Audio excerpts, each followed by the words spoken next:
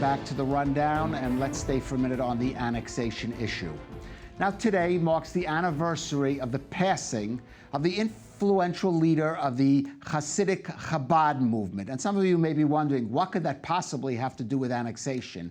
Well, the Chabad Rebbe, Rabbi Menachem Mendel Schneerson, did generally maintain an apolitical stance in America. But from his base in Brooklyn, he pushed several of his hardline stances into the path of Israeli politicians.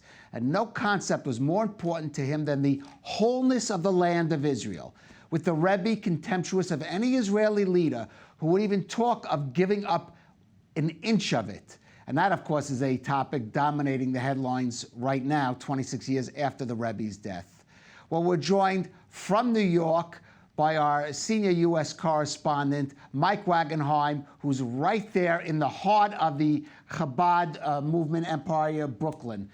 Mike, and of course, the Chabad Rebbe, I remember several times when, as you said, he was influential in the debate here about whether to make concessions, let's say, on territory for peace.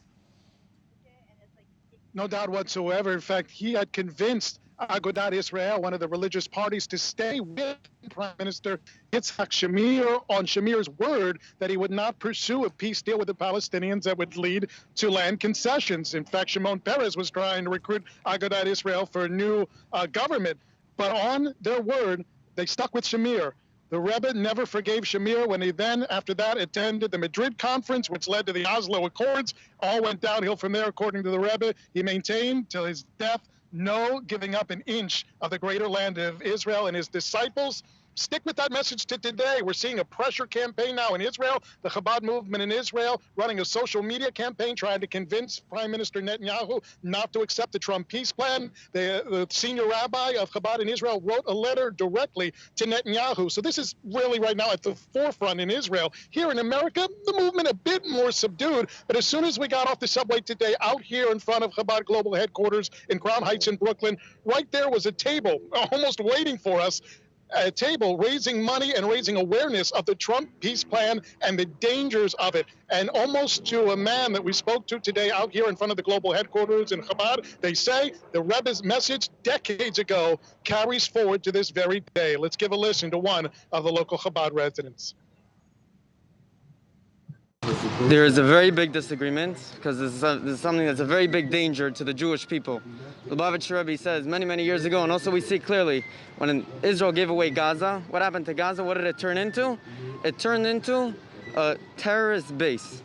From there, that's when they started sending missiles, they started sending rockets. Many terrorist attacks happened from there. We've seen many tunnels. And now what Israel wants to do is to expand that land, to expand that terrorist base, to try to take over Israel, and to try to murder innocent civilians. And it's something that's got to stop, and that's what the Lubavitch Rebbe says. And we see this clearly. The Lubavitch Rebbe is a prophet.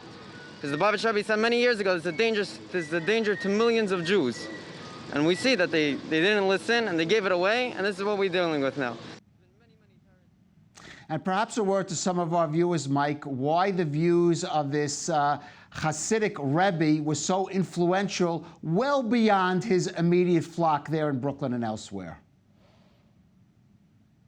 Yeah, no doubt whatsoever. The Chabad Rebbe, Rabbi Schneerson, influential around the world after the Holocaust, rebuilding almost a revival of the Jewish, not just religion, but Jewish culture. It started here in Brooklyn, but reverberated throughout the world. There are now Chabad emissaries in virtually every country imaginable, not just in Israel, not just in America, but in South America, in Asia, in every corner of the world. If you're Jewish, if you're Israeli, you go to a particular remote location, you're going to find a Chabad emissary there waiting for you. It's a worldwide movement, and it all started here in Brooklyn, and it's incredibly, still to this day, very influential. In fact, Jared Kushner, the Trump point person on the peace plan, and his wife Ivanka attend the Chabad synagogue. U.S. Ambassador to Israel David Friedman was a keynote speaker at the Chabad Global Conference in New Jersey last year. So there's a lot of ties there between the Chabad movement and the Trump White House and other global leadership. But the local Chabadniks here in Brooklyn say that's still not a reason. It's not good enough. They're not afraid to challenge the Trump White House